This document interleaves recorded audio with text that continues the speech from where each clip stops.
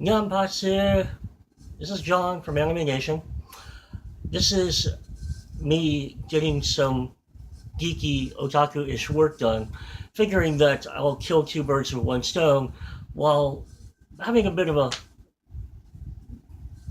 conversation. I'm not sure if I could really call it a conversation if there's no back and forth, but imagine, if you will, that you're on the opposite side of me and I'm just sort of monologuing.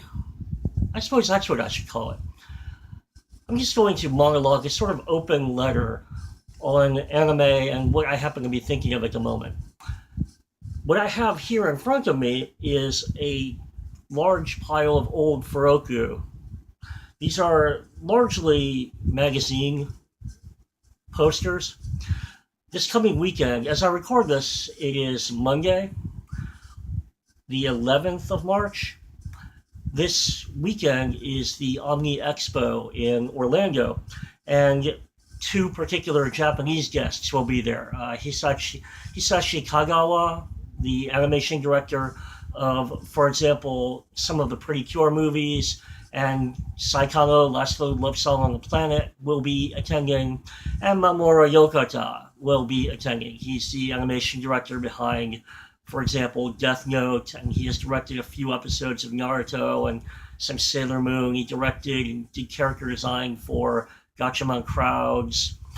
He also was the character designer for Magical Kanan. I believe somewhere in my other bedroom storage room, I have some half-sized posters for Magical Kanan. So I'm hoping in the next couple of days to dig those out so I can get one of those autographed. Now, unfortunately, um,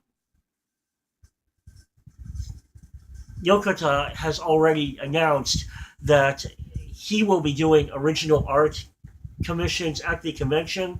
However, his prices are reasonable, absolutely reasonable, but sadly more than I can afford because I'm poor, and I will actually, if you'll indulge me, come back and discuss that in a little bit more detail towards the end of this recording.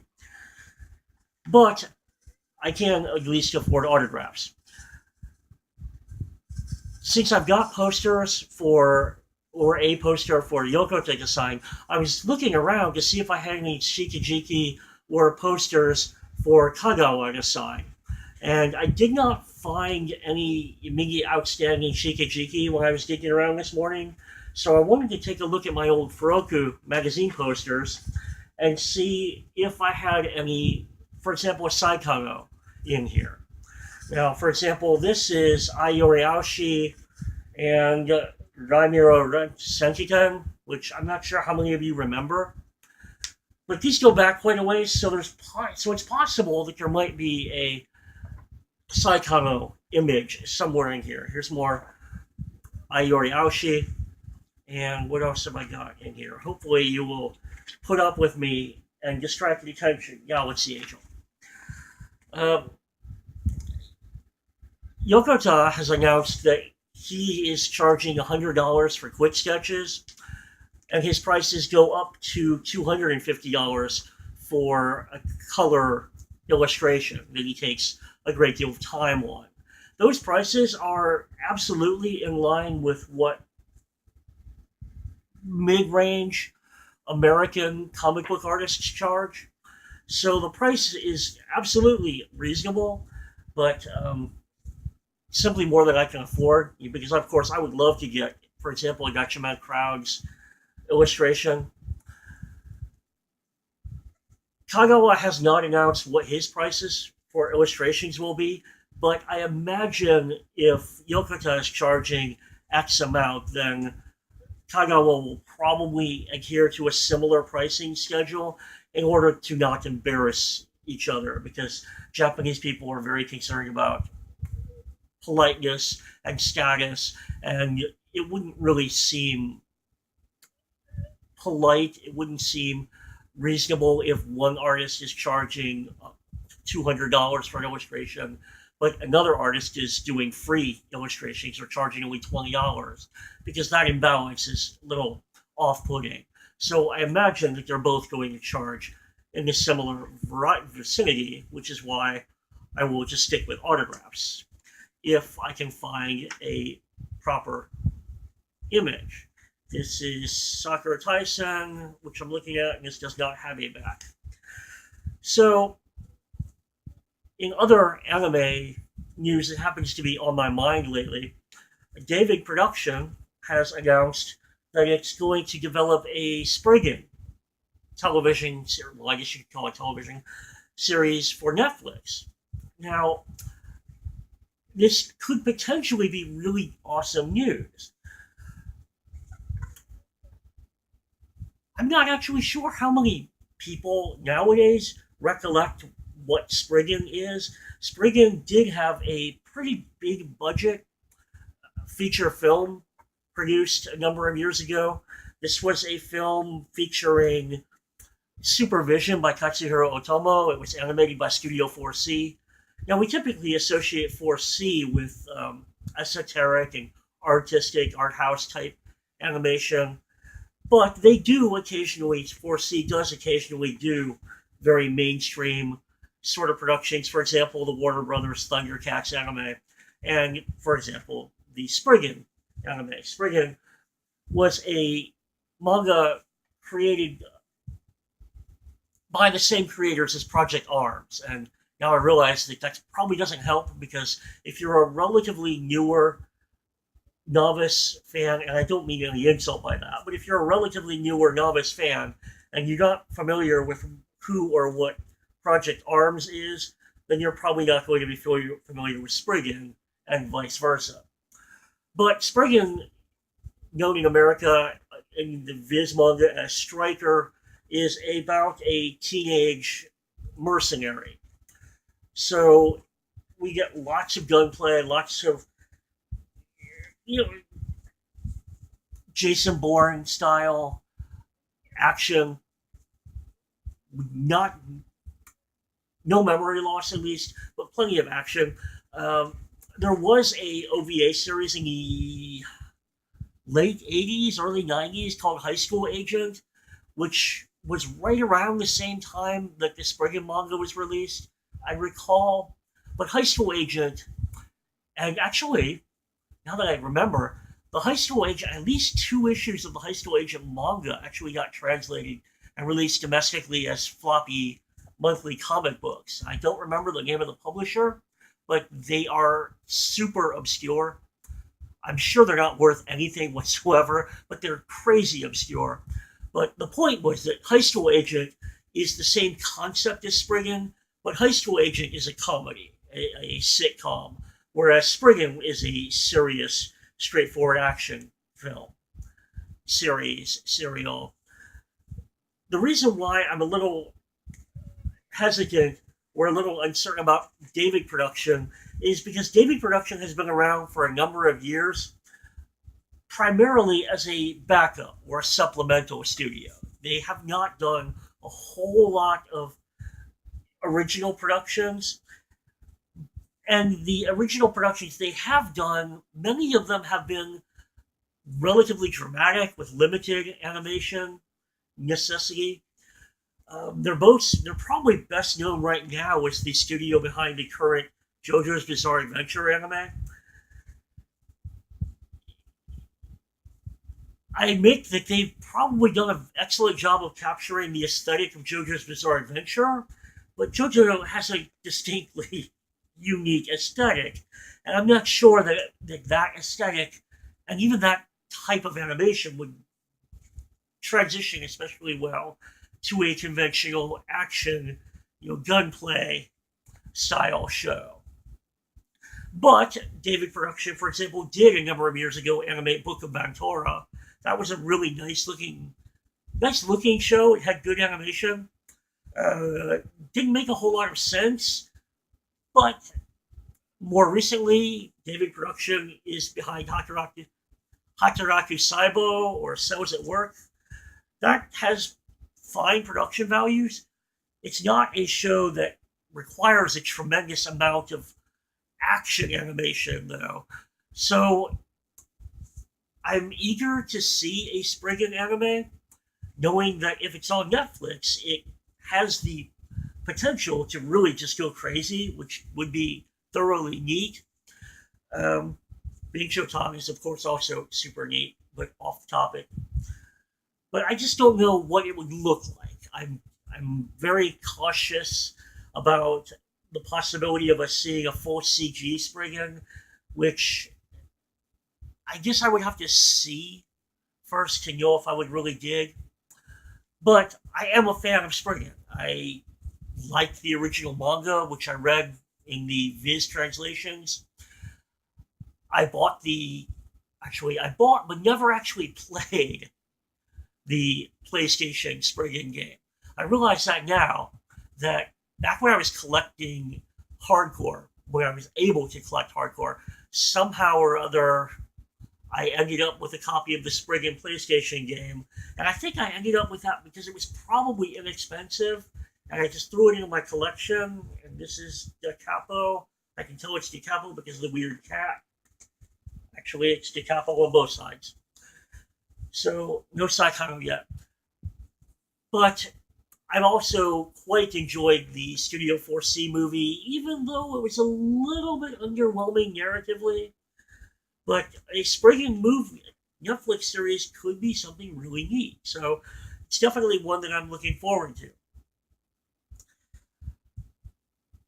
In the more immediate future, some of the shows coming up in next month and into May that I'm looking forward to. Um, the Yatagami-chan Kikan Tsuniki, or Yatagami-chan's examination diary, daily observation diary, just got announced. Um, I'm a sucker for cat ear girls. I'm a sucker for sort of almost any kind of ear girls. So that makes me gravitate toward Yatagami-chan. But moreover, it's a show about the particular quirks. This is a Mahorametic, something more beautiful poster on the inside. Great era, but not what I'm looking for. It's a show about the quirks of the Nagoya region of Japan. And because I like Japanese culture as well as anime, I really love anime that emphasizes different regions or and aspects of Japanese national culture. I'm reminded by particularly a show from a couple years ago that I think was criminally underlooked called, it was some of the effect of Imoto no Osaka Okan. My little sister is a Osaka mama, was something like the English title. I think that show got widely dismissed because it was very cheap flash animation. But narratively, I love that show. I think it was fantastic because it was very humorous and really, really thoroughly in depth with examining the differences between Tokyo and Osaka culture. My Hime and Air, not what I'm looking for. So that's a particular show that I'm going to call now a month in advance is one that I'm looking forward to next month. Hopefully, it will fulfill or live up to my expectations. Is this an El Gaim poster? Let's see. No. Welcome back, Char. So no, it's a Gundam poster. I think you might be able to see why I thought that this could possibly be Heavy Metal El Gaim, but I don't know why, even in the 90s or early 2000s, why we would be getting a Heavy Metal El Gaim poster out of a current anime magazine. But once again, I digress. The Gunjo no Magmel Shonen Adventure series is coming up in the next month or so. This is one that I'll be looking curiously toward. The concept vaguely reminds me a bit of, for example, Toriko. It reminds me even more of Tagami Bachi Letter B. I wasn't actually a big fan of either of those two programs, but this Magmel is different enough, or at least I think it looks different enough, that it might still be unique. So because it's a title that I don't know anything about, because it aesthetically, even though the concept, even though the narrative is completely different, the aesthetic reminds me a bit of Tanya the Evil. So honestly, I'm a little bit intrigued by Magmel. I hope that it will be one that I like. I hope that it's not one that will end up disappointing me. Um, Kabukicho no Sherlock is another one that I'm vaguely curious about. Shows in the vein of Durarara and Bakugo can potentially always be really unique and interesting. But then again, a show like Kabukicho no Sherlock also has the potential to follow in the footsteps of Hakata Tonkatsu Ramens, which I did watch all of it. Good lord. Hakata Tonkatsu Ramens from last year, early last year, it was really garbage. I know a lot of people liked it, and I may get some hate mail for being critical of it, but it was crap. It was just a terrible show. Um, Kunihiko Ikahara's Sazagami is coming up in the next month or two. That's definitely one that I will be looking forward to.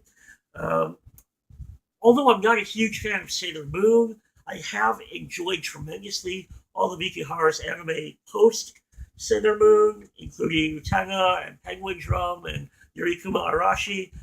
Sazagami so far looks as though it will be vastly different from those particular earlier shows, but Ikihara is esoteric enough and intelligent enough and unique enough that I know that no matter what his show is about, it's definitely going to be something that will likely make me curious or interested. I have apparently two of these. Well, that's nice. But these are and Shuffle and actually, let's see. I know this is not. I don't even anybody even recognize what I'm looking at here. This is from those early corners folded. Sucks. These early '90s, early 2000s shows. Is this Shuffle on both sides? No, DiCapo. DiCapo. All of these early 2000s era harem shows like DiCapo and I can't even remember all their names anymore. But trust me, there were about a billion of them, and they all are so interchangeable that I literally can't keep track of them. Um, School Rumble was the same era, but was not exactly in that sort of era. Thankfully, let's see, Full Metal Alchemist on the inside, still not Saikano, so still not what I'm looking for. Um, let's see. Um, a trailer has come out for Masaki Yuasa's new film Kimi to Nami ni Noritara, which ride with me through life or ride something. I apologize for not remembering the full English language translation, and my Japanese is not good enough to do it off the top of my head. But Masaki Yuasa, for those that like esoteric and particularly unusual artistic anime, for example, the style of of Kunihiko Ikahara, is a godsend. So anytime we get new Masaki Yuasa anime, that's something to look forward to. Judging by the trailer, which seems to have just come out a day or two ago, if not today, it does look as though the animation quality, sorry, the animation design is a little bit simplified. For example, the way Lou over the wall was a little bit simplified, but the simplification allows for greater animation. Now, what's particularly unusual or odd about Kimi Tonami is that it appears to me, in my very amateur observation, that I think this movie is probably using more keyframes of animation because the animation detail looks rather stunning. it looks like there's a lot more animation than there would typically be in most anime, but it still looks a little bit stilted the way most anime does. So I can't call the animation fluid exactly, but it's more detailed, if that makes sense. That may actually be because of more keyframes, but the same number of in betweens. But the whole concept is unique because, again, like, for example, Kamichu, another rather unique anime if you've not seen it. Apparently, the concept of the Yumasaki Yuasa anime film is about a young woman whose lover dies in a surfing accident. The young man drowns, but he comes back as a ghost. However, he can only appear as a ghost in water. So that's interesting. That's a unique take on the sort of Patrick Swayze, Demi Moore ghost concept that we've never seen before. So that might indeed be something to look forward to. What have we got here? This is not Saikano. I do not recognize this. I know this is Pega 10.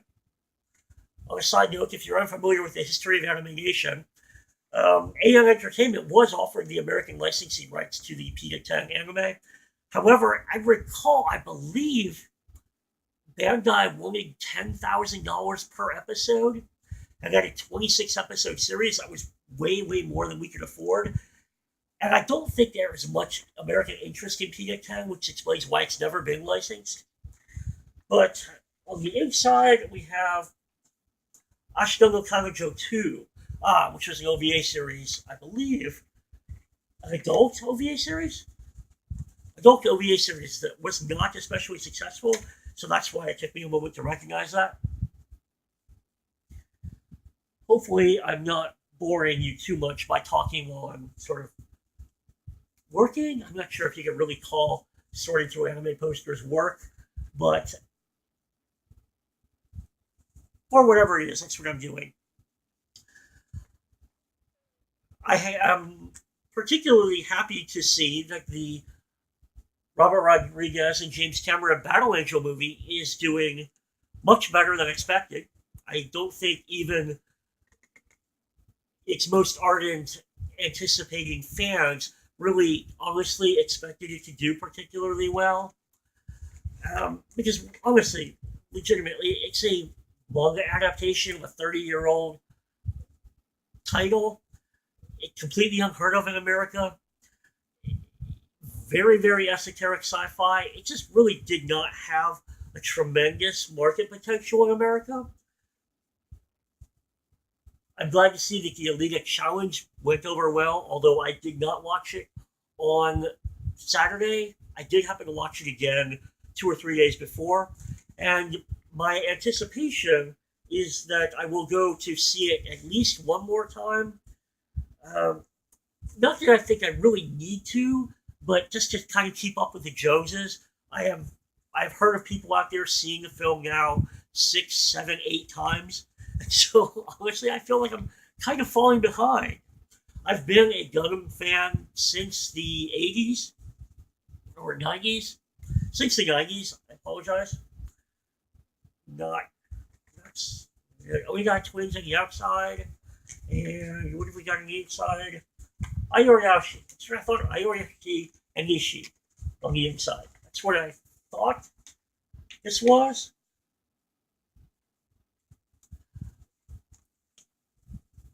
But since the Battle Angel movie will only be in theaters for one time, I will only have one opportunity to see it theatrically. So I may as well go out at least one more time and catch it while I can. Another Ayoriashi and Nishi poster on the inside, Sakura Tyson on the outside, and nothing on the inside. I'm pleased, and once again, I want to reiterate, sorry, I shouldn't say once again. That's what I say when I'm talking off the cuff like this, and I'm trying to fill dead space so that I don't sound too boring and discourage you from continuing to listen. Honestly. I imagine anyone that's listening to this probably already knows who I am, at least in passing, knows at least vaguely what AnimeNation is, because I don't have much of a following outside of AnimeNation faithful. So I imagine anyone listening to this has already watched the Alita Battle Angel movie. However, in the off unusual case that you have not seen the Alita Battle Angel movie and you happen to be listening to this within the next day or two, within the next, say, week when it's still available, or even if you're listening to this sometime in the distant future when the film is available on home video, if you have not watched it, I do highly recommend it, not just as a anime otaku, but as a fan of quality cinema. The film, on the scale of historical cinema, may not be a true groundbreaking, award-winning masterpiece. After all, it's a sci-fi adventure film. But in terms of popcorn entertainment films, in terms of manga adaptation, the amount of consideration, the amount of obvious care and consideration that Robert Rodriguez and Jim Cameron and lead actress Alita Salazar put into the film is very, very obvious. Furthermore, the amount of characterization, the amount of emotion expressed, particularly through Rosa Salazar's acting performance, is exceptional. The movie is very, very evocative, very charming, I might say. It's very, very gratifying, very involving, very engrossing film. So if you have an appreciation for sci-fi action adventure movies in general, I do highly, highly encourage you to watch the Alita Battle Angel movie. So, to be honest, once again, because I have no reason not to be, I was hoping that my list of subjects to discuss would coincide with me making it through the stack of posters. However, I'm running out of conversation topics much faster than I'm running out of posters. So I may not make it through this entire stack, but I'm just going to move on with things I wanted to talk about. And one of the things that's been on my mind lately is my frustration with YouTube videos. I am not a compulsive YouTube video watcher, but particularly because I'm on spring break from work right now, I do tend to watch a fair amount of YouTube videos, and increasingly, I feel as though YouTube exists both Yamibo. Sorry, this is a Yami Koboshi poster. YouTube exists both to entertain and also to generate revenue for users. If I were to see commercials, if I were to see people begging or pleading or hounding, as it were, for money, I would just watch broadcast television. That's really not what I want to see on YouTube, but it seems as though YouTube is just filled with people begging for money. So here's where I have to be a partial hypocrite. I'm only going to do that to a limited degree. I want you, as a viewer, to be aware that I do not, at least presently, monetize these videos. This video that I'm recording right now, that you are watching right now, does not earn a single penny for me. I'm just doing this because I'm a fan, because I'm an otaku, because I want to support what's left of AnimeNation. And I'm here rather than to ask for money for myself, rather to ask for money to support what's left of AnimeNation. Many of you may be aware that the AnimeNation forum was taken over by Right Stuff International, and we're grateful for that. Gene, Field, and I, essentially the remnants of AnimeNation. However, Right Stuff has transitioned the AnimeNation forum back to the possession of Gene Field, the founder of AnimeNation. Well, Gene and myself are both, to put it bluntly, rather poor. Annual hosting on the AnimeNation blog and the AnimeNation forums are not tremendously expensive. It's only a couple $100 a year. And naturally, most people may think that, well, for grown adults, a couple $100 a year should not be a tremendous output, should not be a strenuous investment. And for most adults, that's correct. However, I'm a teacher. I have a master's degree in literature. I teach at a local state-owned college, not a private college, a state-owned college, and I teach full-time hours. I am not a full-time instructor, however. Even though I teach full-time hours, even though my workload is the same as a full-time instructor, I am only paid less than half of what part-time instructors are paid. So I actually earn, look, risky safety. So this is more complaint than it is an attempt to gain sympathy. I earn about $5,000 above the poverty line annually. So essentially, when I struggle to live month to month, I struggle to pay for my utilities month to month, yes, actually affording a couple $100 for hosting for the AnimeNation forum and blog page is a significant investment for me. So we have Gene and, well, to some limited degree, I have set up a AnimeNation Patreon to support not us ourselves, but to support and pay for the hosting fees for the AnimeNation forum and the AnimeNation blog.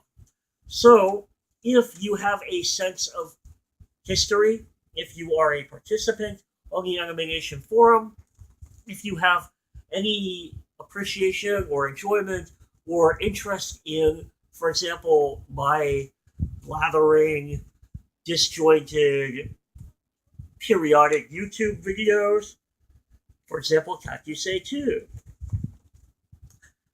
I encourage you, if you can afford, say, $12 a year,